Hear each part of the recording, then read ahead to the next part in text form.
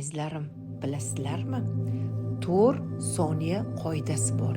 Ya'ni stress holatida 30 soniyada qanday uni kamaytirish mumkin stresslarni?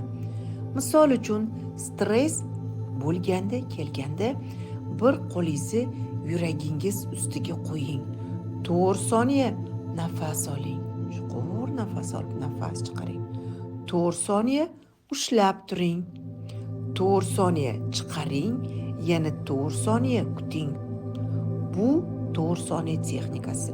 Juda ham ko'p insonlar, hattoki professional sportchilar ham bu 4 soniya qoidasidan foydalanishadi. Bu chuqur nafas olib, nafas chiqarish amaliyoti texnikasi 4 soniya amaliyoti shunaqa tinch, sokin, xotirjam bo'lib, oson yengillik bilan sizni mana shu tanangizdan stressni yo'q qilishga yordam beradi. Demak, 4 soniya texnika amaliyotidan foydalaning va stressni oson yengillik bilan hayotingizdan kechishiga yordam bersin. Unutmang, biz eng zo'r hayotga ochiqmiz, loyiqmiz, tayyormiz. Shunday emas?